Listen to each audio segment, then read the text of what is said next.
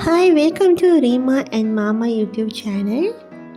இன்றைக்கி மார்கழி 11வது நாள் நல்லபடியாக ஆரம்பித்தாச்சு. என்னன்னு பார்த்தீங்கன்னா, இப்போல்லாம் குளிர் ரொம்பவே ஜாஸ்தியாகுது. அதனால் காலையில் எந்திரிக்க ரொம்ப கஷ்டமாக இருக்குது. பிரம்ம முகூர்த்த பூஜை செய்யணும் அந்த ஆசையிலே காலையில் எந்திரிக்கிறேன். காலையில் 3:30க்கு எந்திரிச்சிட்டு இருந்தது, இப்போ 4:30 5 மணின்னு ஆயிடுச்சு. எவ்வளோ எலும்ப பார்த்தாலும் எழும்ப முடியல. தூக்க கலக்கம் ஒரு பக்கம் இருக்குது, உடம்பு வேறு ஒத்து வர மாட்டேங்குது. ரொம்பவே தலை ரொம்ப வலியாக இருந்தது. இன்றைக்கு கூட ஹஸ்பண்ட் சொல்லிட்டாங்க, விளக்க ஏற்றிட்டு நீங்கள் தூங்கிடுங்க, சமைக்கலாம் வேணாம், நான் வெளியில் பார்த்துக்கிறேன் அப்படின்ட்டு. இல்லைங்க, விளக்கேற்றினா எனக்கு ஓகே ஆயிரும், நான் சமைக்கிறேன் அப்படின்னு சொல்லிட்டு காலையிலே எழுந்திரிச்சு வந்து தலைக்கு குளிக்கல. அப்புறமா கோலமெல்லாம் போட்டுட்டு விளக்கெல்லாம் ஏற்றி பிரம்ம முகூர்த்த பூஜை நல்லபடியாக செஞ்சு முடிச்சிட்டேன். ஆனாலும் என்னால் சமைக்கிற அளவுக்கு உடம்புல தெம்பு கிடையாது, உடம்பு ரொம்ப முடியல.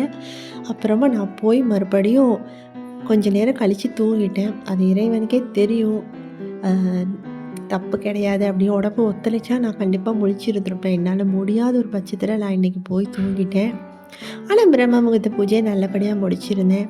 இன்றைக்கி பார்த்திங்கன்னா அழகான ஒரு 3D கோலம் தான் போட்டிருந்தேன். அது நைட்டே நான் வரைஞ்சி வச்சுட்டேன். ரொம்ப கஷ்டப்பட்டு ஹவருக்கும் மேலே அதை வரைஞ்சி வச்சாச்சு.